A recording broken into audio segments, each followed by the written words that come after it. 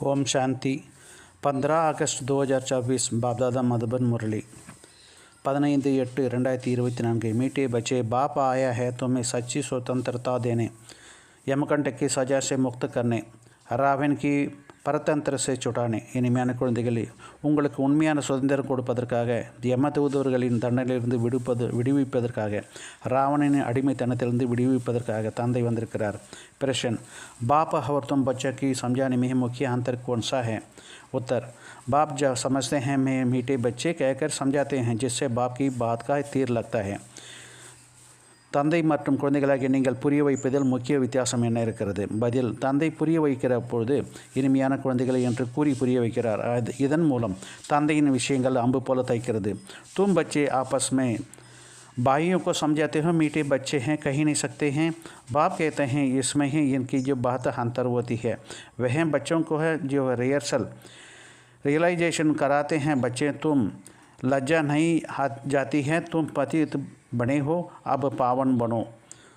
பாபா கூறுகிறார், தந்தை புரிய வைக்கிற போது இனிமையான குழந்தைகளை என்று கூறி புரிய வைக்கிறார்। இதன் மூலம் தந்தையின் விஷயங்கள் அம்பு போல தைக்கிறது। குழந்தைகளாகிய நீங்கள் சகோதரர்களாகிய தங்களுக்குள் புரிய வைக்கிற போது இனிமையான குழந்தைகளை என்று நீங்கள் கூற முடியாது। தந்தை பெரியவராக இருக்கிறார், அதனால் தான் அவரது விஷயங்கள் நமது மனதில் தாக்கத்தை ஏற்படுத்துகிறது। அவர் குழந்தைகளுக்கு உணர வைக்கிறார், குழந்தைகளே, உங்களுக்கு வெட்கமாக இல்லையா? நீங்கள் பतितமாகி விட்டீர்கள், இப்போது நீங்கள் பாவனமாக வேண்டும் என்கிறார்। ओम शांति। बेहद रूहानी बाप बेहद का रूहानी बच्चों को बैठ समझाते हैं। अब यह बेहद का बाप और बेहद का बच्चों की ही जानते हैं, और कोई ना बेहद का बाप को जानते हैं, ना बेहद का बच्चे को अपने को मानते हैं। ब्रह्मा मुख वंशावली ही जानते हैं और मानते हैं, और कोई तो मान भी नहीं सकते हैं। எல்லையற்ற ஆன்மீக தந்தை எல்லையற்ற ஆன்மீக குழந்தைகளுக்கு புரிய வைக்கிறார் என்பதை எல்லையற்ற தந்தை மற்றும் எல்லையற்ற குழந்தைகள் மட்டுமே அறிவார்கள்। வேறு யாரும் எல்லையற்ற தந்தையும் அறியவில்லை, தன்னை எல்லையற்ற குழந்தை என்றும் ஏற்றுக்கொள்வதும் கிடையாது। பிரம்மாவின் வாயு வம்சாவளியினர்கள் மட்டுமே அறிவார்கள் என்றும் மற்றும் ஏற்றும் கொள்வார்கள், வேறு யாரும் ஏற்றுக்கொள்ள மாட்டார்கள்। ब्रह्मा भी जरूर चाहिए जिसको आदिदेव कहते हैं, जिसमें बाप की प्रवेशता होती है। बाप आकर क्या कराते हैं? कहते हैं पावन बनना। बाप की श्रीमत है अपने को आत्मा निश्चय करो। बच्चों को माया का परिचय भी दिया है। बच्चों को जो बाप कहते हैं बच्चों को आत्मा का परिचय भी दिया है। आत्मा प्रकृति के बीच में ही विनाश करती है। बाप ने समझाते हैं आत्मा अविनाशी है, इनका तख्त पर ये जो है निशानी शरीर है। ஆத்மாவும் கண்டிப்பாக தேவைப்படுகிறது। அவரை தான் ஆதி தேவன் என்று கூறுகிறோம்। அவரிடத்தில் தான் தந்தை பிரவேசமாகிறார்। தந்தை என்ன செய்விக்கிறார்? பாவனமாக வேண்டும் என்று கூறுகிறார்। தந்தையின் ஸ்ரீமதி என்னவென்றால், தந்தை ஆத்மா என்று நிச்சயம் செய்யுங்கள், தன்னை ஆத்மா என்று நிச்சயம் செய்யுங்கள்। குழந்தைகளுக்கு ஆத்மாவின் அறிவும் கொடுத்திருக்கிறார்। ஆத்மா நெற்றின் நடுவில் வாசம் செய்கிறது। ஆத்மா அழிவற்றது, இதன் சிம்மாசனம் இந்த அழியக்கூடிய சரீரமாக என்பது பாபா புரிய வைக்கிறார்। यह बातें तुम जानते हो कि हम सब आत्माएं हैं, आपस में भाई भाई एक बाप के बच्चे हैं। ईश्वर सर्वव्यापी कहना ये भूल है। तुम अच्छी रीति समझाते हो, हर एक में 5 विकार की प्रवेशता है, तो कहीं समझते हैं कि ठीक बोलते हैं। हम भाई भाई है तो जरूर बाप से ही वर्षा मिलता है। ஆத்மாக்களாகிய நாம் அனைவரும் நமக்குள் சகோதரர்களாக இருக்கிறோம், ஒரு தந்தையின் குழந்தைகளாக இருக்கிறோம் என்ற விஷயத்தை நீங்கள் அறிவீர்கள்। ஈஸ்வரன் சர்வ வியாபி என்று கூறுவது தவறாகும்। நீங்கள் நல்ல முறையில் புரிய வைக்கிறீர்கள்। ஒவ்வொரு இடத்திலும் 5 விகாரங்கள் பிரவேசம் ஆகியிருக்கிறது என்ற நல்ல முறையில் புரிய வைக்கிற பொழுது இவர்கள் சரியாக தான் கூறுகிறார்கள் என்று புரிந்து கொள்வார்கள்। நாம் சகோதரர்கள் எனில் அவசியம் தந்தையிடமிருந்து தான் ஆஸ்தி பெற வேண்டியதாக இருக்கிறது। परंतु यहाँ से बाहर निकला तो माया का तूफान में चले जाते हैं। कोई विरले ही डरते हैं, सब जगह ही ये हाल होता है। कोई थोड़ा अच्छा समझते हैं तो जास्ती समझने की भी कोशिश करते हैं। अभी तुम सबको समझा सकते हो। अगर कोई जास्ती अटेंशन नहीं देता है तो कहेंगे ये है पुरानी भक्त नहीं है। ஆனால் இங்கிருந்து வெளியில் சென்றதும் மாயின் புயல்களில் சென்று விடுகிறார்கள்। மிக சிலரே நிலைத்து கொண்டிருக்கிறார்கள்। அனைத்து இடங்களிலும் இந்த நிலை ஏற்படுகிறது। சிலர் நன்றாக புரிந்திருக்கிறார்கள் என்றால் அதிகம் புரிந்து கொள்வதற்கு முயற்சி செய்கிறார்கள்। இப்போது நீங்கள் அனைவருக்கும் புரிய வைக்க வேண்டும்। ஒருவேளை யாராவது அதிகம் கவனம் செலுத்தவில்லை என்றால் அவர் பழைய பக்தன் இருக்க முடியாது என்று நினைத்து கொள்ள வேண்டும்। इन बातों को तो समझाने वाला ही समझ सकते हैं, कोई नहीं समझता तो फिर समझा भी नहीं सकते हैं। तुम्हारे पास नंबरवार हैं, कोई अच्छा आदमी होते हैं तो उनको समझाने के लिए ऐसा अच्छे को भेज देते हैं, शायद कुछ समझ जाएं। ये तो जानते हैं बड़े आदमी इतनी जल्दी नहीं समझेंगे, இந்த விஷயங்களை புரிந்து கொள்பவர்கள் தான் புரிந்து கொள்வார்கள். யாராவது புரிந்து கொள்ளவில்லை என்றால் பிறகு புரிய வைக்கவும் முடியாது. உங்களிலும் வரிசை கிரமம் இருக்கிறார்கள். யாராவது நல்ல மனிதர்கள் இருந்தால் அவருக்கு புரிய வைப்பதற்கு அதற்கு தகுந்தாற் போன்ற நல்லவர்கள் அனுப்பப்படுவார்கள். நன்றாக புரிந்து கொள்ள வேண்டும். பெரிய மனிதர்கள் அந்த அளவிற்கு விரைவாக புரிந்து கொள்ள மாட்டார்கள் என்பதையும் அறிய வேண்டும். हाँ, ओपिनियन देते हैं, इनकी समझानी बहुत अच्छी है, बाप का तो परिचय पूरा देते हैं, परंतु खुद भी जो है फुर्सत तो है कहाँ है। तुम कहते हो बेहद का बाप को याद करो तो विकर्म विनाश होगा। अभी तुम समझाते हो बाप डायरेक्ट हम आत्माओं को ही बात करते हैं, डायरेक्ट सुनने से ही तीर लगता है. ஆம், அவர்கள் புரிய வைப்பது நன்றாக இருக்கிறது என்று அவர்கள் கருத்து கூறுவார்கள். தந்தையின் அறிமுகத்தை முழுமையாக கொடுக்கிறீர்கள், ஆனால் அவர்களுக்கு நேரம் எங்கு இருக்கிறது? எல்லையற்ற தந்தையை நினைவு செய்தால் விகர்மங்கள் விநாசமாகிவிடும் என்று நீங்கள் கூறுகிறீர்கள். தந்தை இப்போது நேரடியாக ஆத்மாக்களாகிய நம்மிடம் உரையாடி கொண்டிருக்கிறார் என்பதை இப்போது நீங்கள் புரிந்து கொண்டீர்கள்.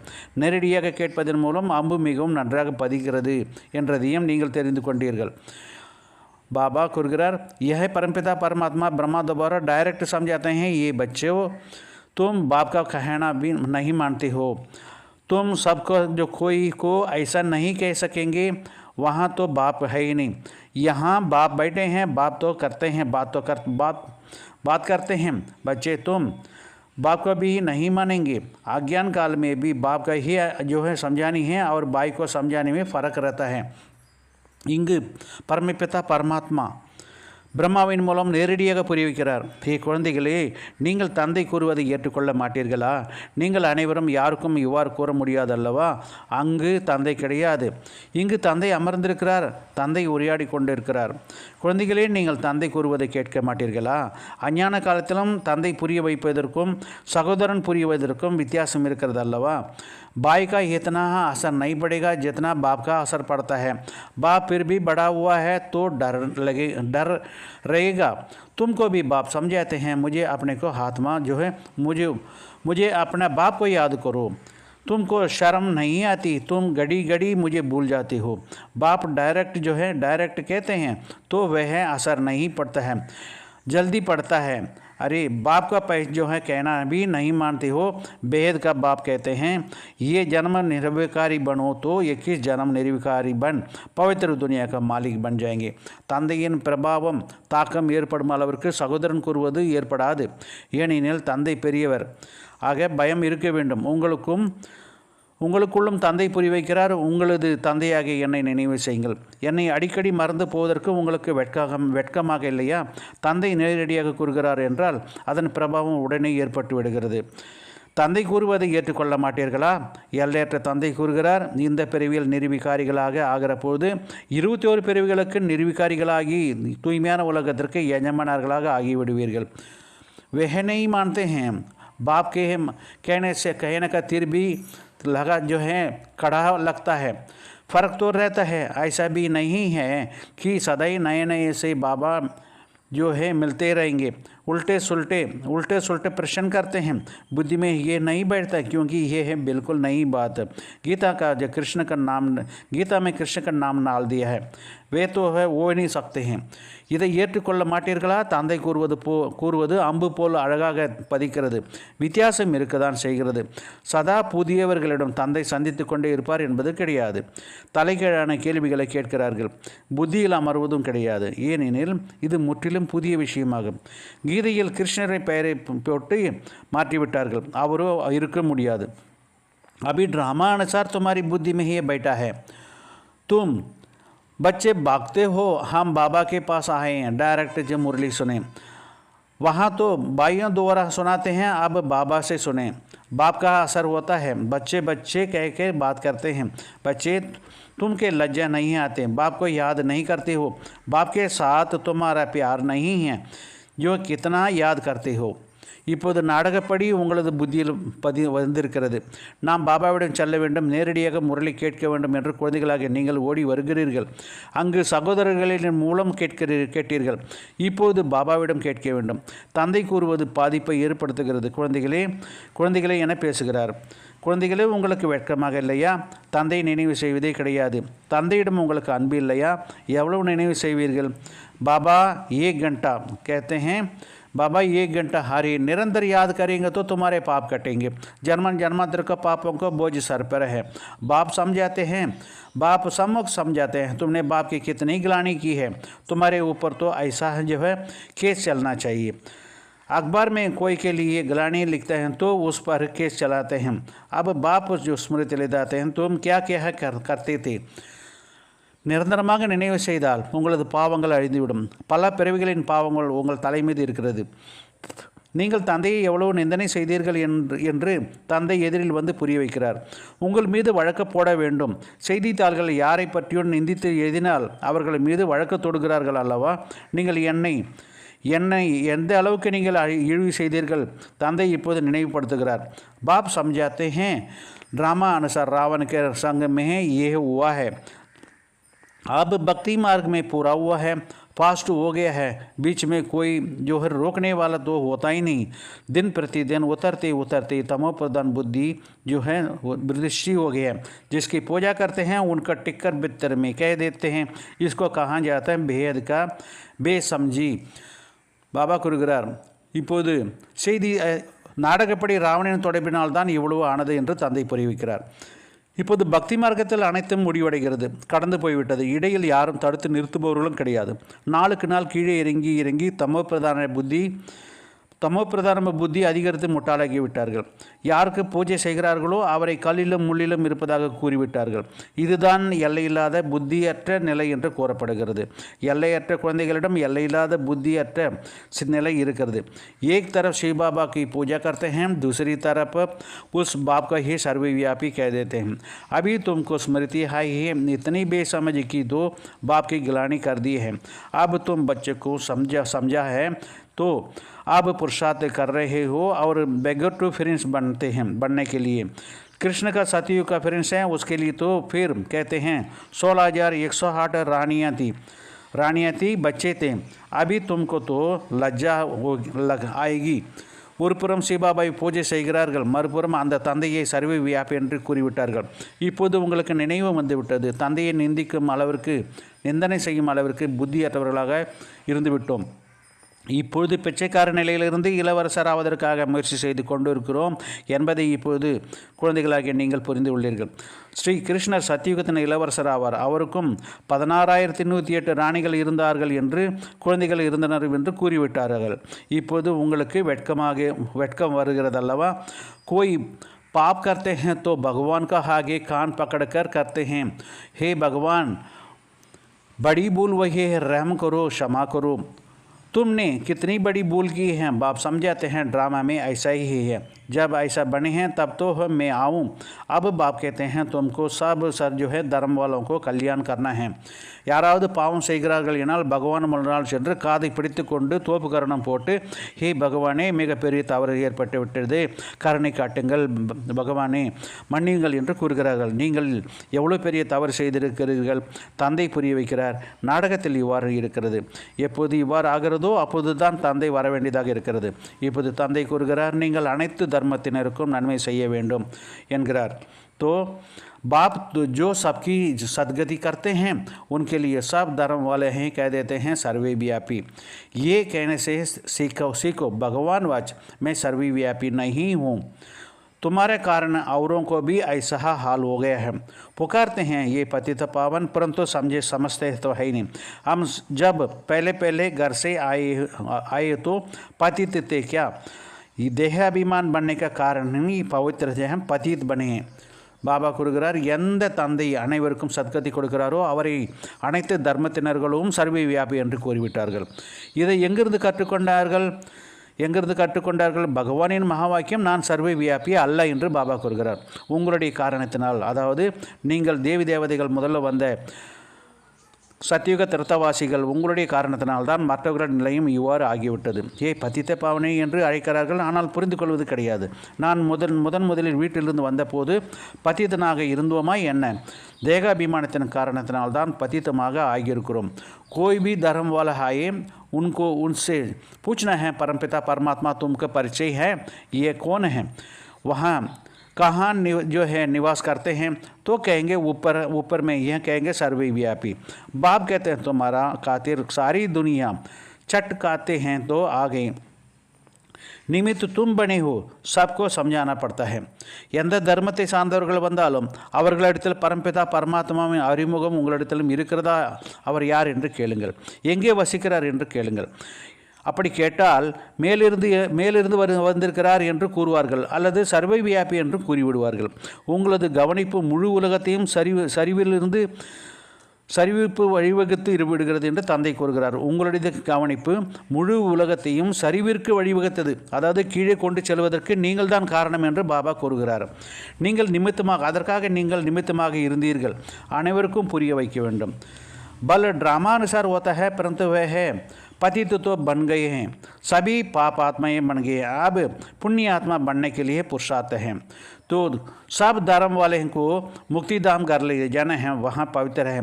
ये भी ड्रामा बना हुआ है जो बाप आकर समझाते हैं. यह ज्ञान सब धर्मों के लिए है. बाप के पास समाचार आया था, किसी अर्थात आचार्य ने कहा आप सबको आत्मा का परमपिता परमात्मा नमस्कार करता हूँ. பாபா கூறுகிறார், நாடகப்படி ஏற்பட்டாலும் கூட பதித்தமாக ஆகிவிட்டீர்கள் அல்லவா, அனைவரும் பாவ ஆத்மாக்களாக இருக்கிறீர்கள், இப்போது புண்ணிய ஆத்மா ஆவதற்காக அழைக்கிறீர்கள். அனைத்து தர்ம ஆத்மாக்களும் முக்தி தாமம் வீட்டிற்கு திரும்பி செல்ல வேண்டும், அங்கு தூய்மையாக நீங்கள் இருப்பீர்கள். இதுவும் நாடகத்தில் பொருந்தியுள்ளது. இதை தந்தை புரிய வைக்கிறார். இது அனைத்து தர்மத்தினருக்கான ஞானமாகும். பாபாவிடம் செய்தி வந்தது, உங்கள் அனைத்து ஆத்மாக்களையும் பரமாத்மாவாக நினைத்து நமஸ்கரிக்கிறேன் என்று ஒரு ஆச்சாரியார் கூறினார். अब इतने सब परमात्मा है क्या? कुछ भी समझ नहीं है. जिन्होंने भक्ति जास्ती की है वह टरते नहीं हैं. सेंटर में भी कोई कितना समय टरते हैं. जो इससे समझने के लिए तो भक्ति कम है, इसलिए टरते ही नहीं. फिर भी जाएंगे कहाँ? दूसरे को तो हटी तो है ही नहीं. பாபா இவ்வளோ பேர் பரமாத்மாக்களாக இருக்கிறார்களா என்ன? எதையும் புரிந்து கொள்வதே இல்லை. யார் அதிக பக்தி செய்யவில்லையோ அவர்கள் நிலைத்திருப்பது கிடையாது. சென்டரிலும் சில காலம் நிலைத்திருக்கிறார்கள், சில காலம் இருக்கிறார்கள். இதன் மூலம் புரிந்து கொள்ள வேண்டும், அவர்கள் பக்தி குறைவாக செய்திருக்கிறார்கள், அதனால் தான் நிலைத்திருப்பது கிடையாது. இருப்பினும் எங்கே செல்வார்கள்? வேறு எந்த கடையும் கிடையாது. ஐசா கியா யுக்தி से रचे तो मनुष्य जल्दी ही समझ लेते हैं. तो अभी तो सबको है पैगाम देना है. ये कहना है कि बाप को तो याद करो. तुम ही पूरा याद नहीं कर सकते तो तुम्हारा तीर कैसा लगेगा? इसलिए बाबा कहते हैं चार्ट रखो. मुख्य बात है पावन बनने की. जितना पावन बनेंगे उतना नॉलेज धारणा होगी, खुशी भी रहेगी. மனிதர்கள் விரைவாக புரிந்து கொள்வதற்கு என்ன யுக்தியை உருவாக்குவது? இப்போது அனைவருக்கும் செய்தி கொடுக்க வேண்டும். தந்தையை நினைவு செய்வீங்கள் என்று கூறுங்கள். நீங்களே முழுமையாக நினைவு செய்யவில்லை என்றால் உங்களது அம்பு எப்படி பாதிப்பை ஏற்படுத்தும்? அதனால் தான் பாபா கூறுகிறார், சார்ட் வையுங்கள். பாவனமாவது தான் முக்கியமான விஷயமாக இருக்கிறது. எந்த அளவிற்கு பாவனமாகிறீர்களோ அந்த அளவிற்கு ஞான தாரணையும் ஏற்படும் என்று கூறுகிறார். குஷி பீரேகி, குஷியும் ஏற்படும்.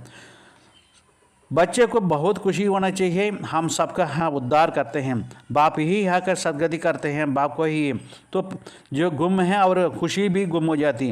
ये ड्रामा बना हुआ है, तुमको तो कोई गम नहीं होना चाहिए. बाप मिला है और क्या है, सिर्फ बाप की मत पर चलना है.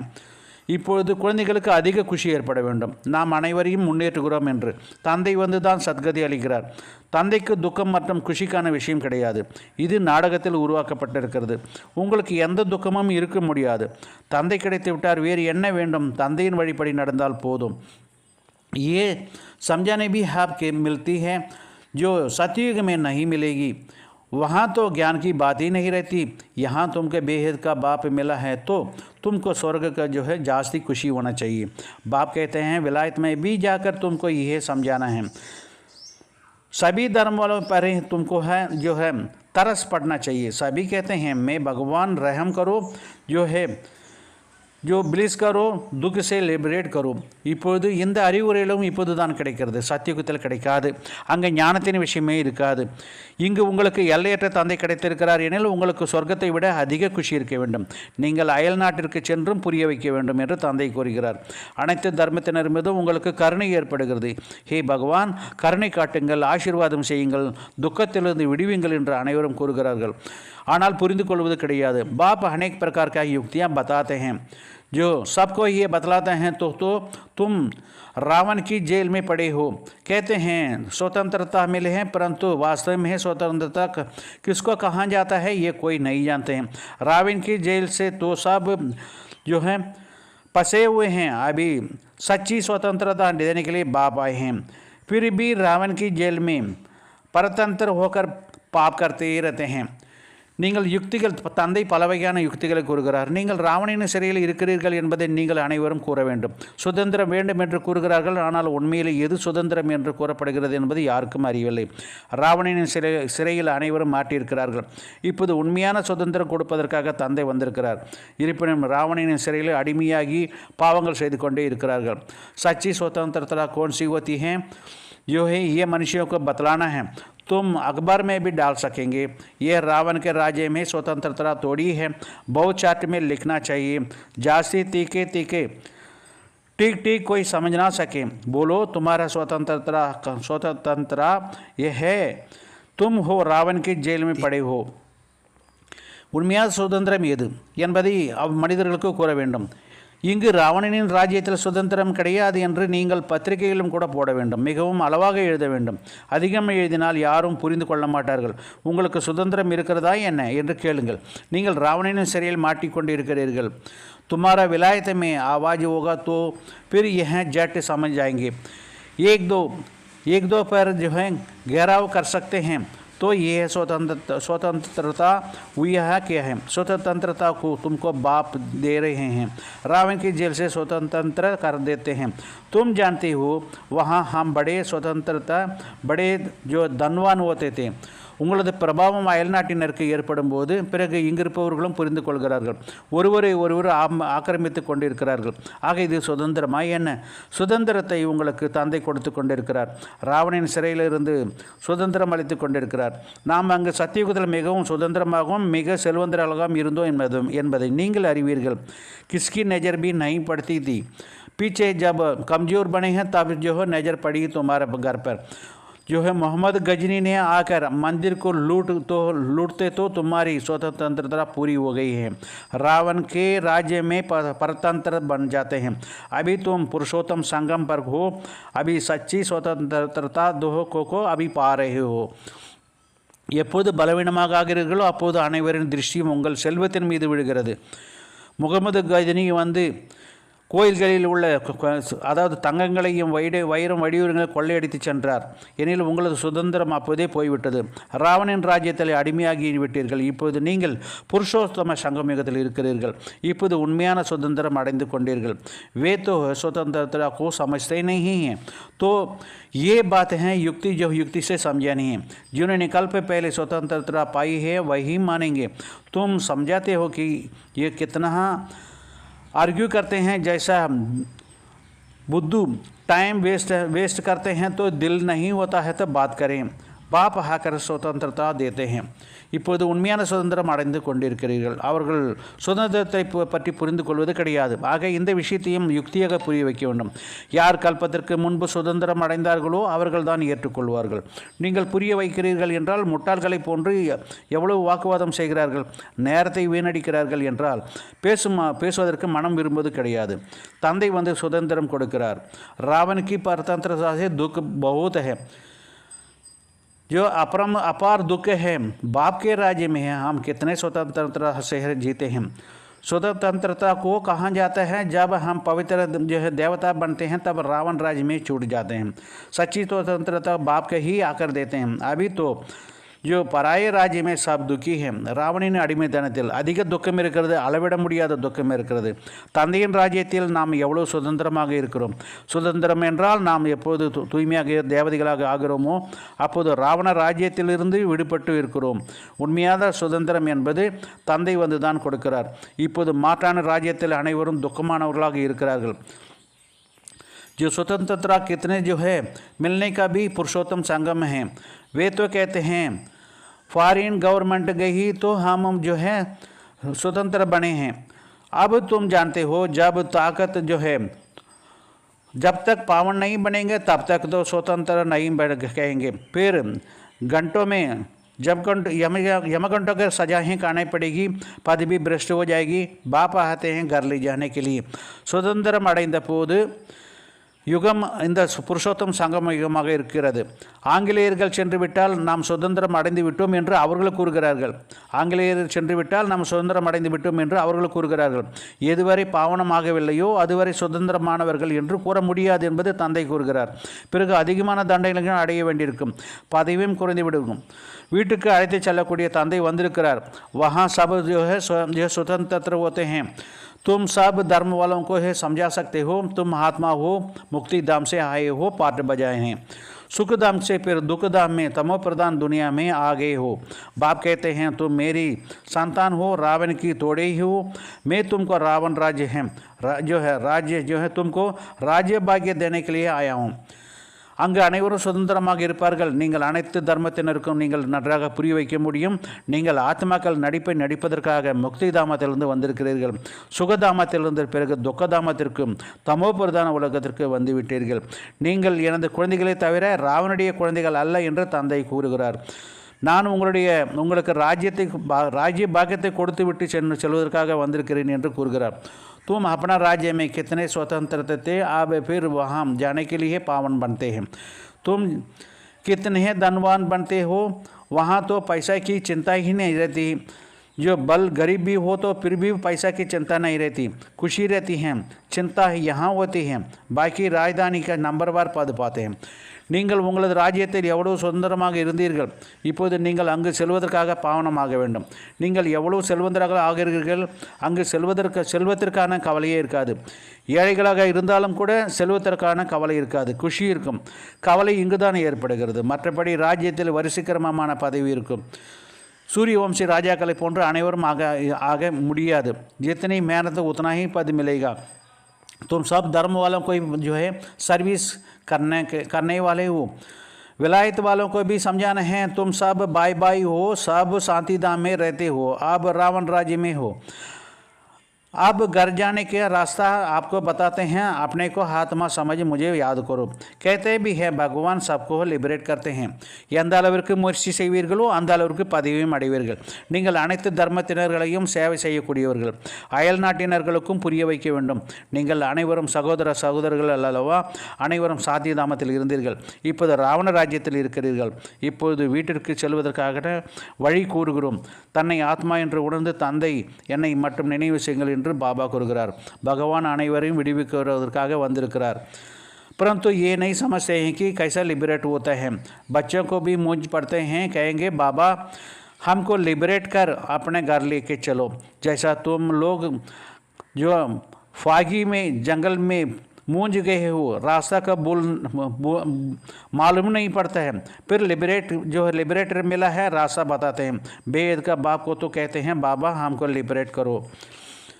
ஆனால் எவ்வாறு விடுவிக்கிறார் என்பது யாருக்கும் தெரியவில்லை. குழந்தைகள் சில நேரங்களில் குழப்பமடையும் போது பாபா எங்களை விடுவித்து தங்களை வீட்டிற்கு அழைத்து செல்லுங்கள் என்று கூறுகிறார்கள். அதாவது பனிமூட்டத்தில் வழி தெரியாத காட்டில் குழப்பமடைந்து விடுவது போன்று வழி தெரிவது கிடையாது. பிறகு விடுவிப்பருவ கிடைக்கும்போது அவர்களுக்கு குஷி ஏற்படுகிறது, பொழுது விடிந்து விடுகிறது. எல்லையற்ற தந்தைக்கும் கூறுகிறோம் பாபா எங்களை விடுவீங்கள், நீங்கள் முன்னால் செல்லுங்கள், நாங்கள் உங்கள் பின்னால் வருகிறோம் என்கிறார்கள். தந்தை தவிர வேறு யாரும் வழி கூற முடியாது. कितने जो है शास्त्र पढ़ते हैं, जो है तीर्थों पर धक्के खाते थे, परंतु भगवान को नहीं जानने के तो ढूंढते फिरे हैं। तो सर्वव्यापी है तो मिलेंगे कैसा? कितना अज्ञान अंधेरा में है। सर्व का सदगति दाता ही एक बाप है, वहीं आकर तुम बच्चों को अज्ञान अंधेरे से निकालते हैं।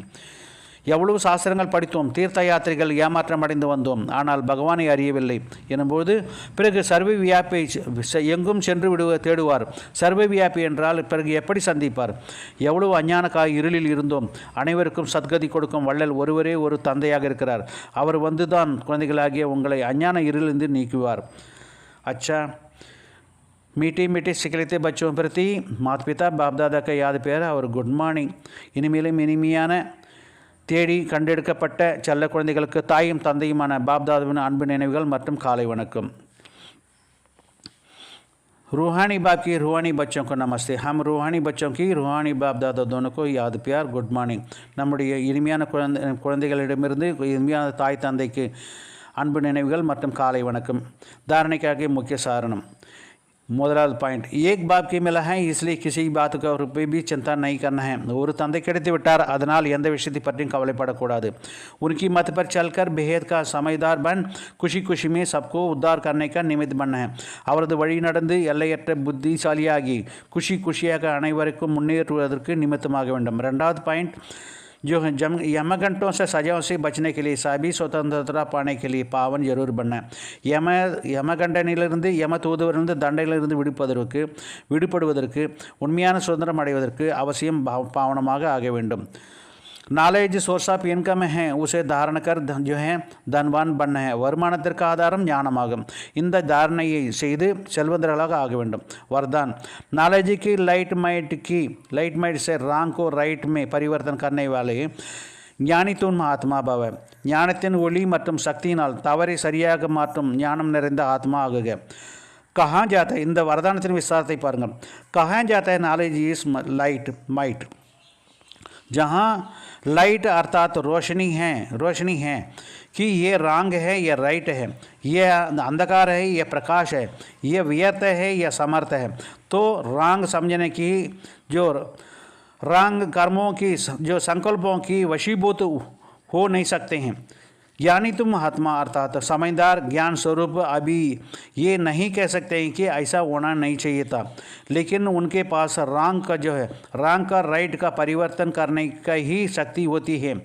बाबा சொல்கிறார், ஞானம் ஒளியும் சக்தியும் ஞானமே ஒளியும் சக்தியும் என சொல்லப்படுகிறது. எங்கே ஒளி இருக்குமோ, அதாவது வெளிச்சம் இருக்குமோ, அந்த இடத்தில் இது தவறு, இது சரி, இது இருளாகும், இது வெளிச்சமாகும், இது வீணானது, இது சக்தியானது என மேலும் புரிந்து கொண்டு தவறான கர்மம் அல்லது தவறான எண்ணங்களுக்கு வசமாக மாட்டார்கள். ஞானி ஆத்மா என்றாலே புத்திசாலி, ஞானமே வடிவமானவர், இப்படி நடந்திருக்கக்கூடாது என்பதை கூறாமல் இருப்பார். ஆனால் அவரிடம் தவறையும் சரியென மாற்றிவிடும் சக்தி இருக்கும். ஸ்லோகன், जो सदा शुभ चिंतक और शुभ चिंतन में रहते हैं वह व्यर्थ चिंतन से छूट जाते हैं. எவர் ஒருவர் எப்போதும் தனக்கும் பிறருக்கும் நன்மை விரும்புவராக இருக்கிறாரோ, நல்ல சிந்தனையாளராக இருக்கிறாரோ, அவர்தான் வீண் சிந்தனையிலிருந்து விடுபட்டவராக இருக்கிறார். अच्छा, ஓம் சாந்தி, ஓம் சாந்தி, ஓம் சாந்தி.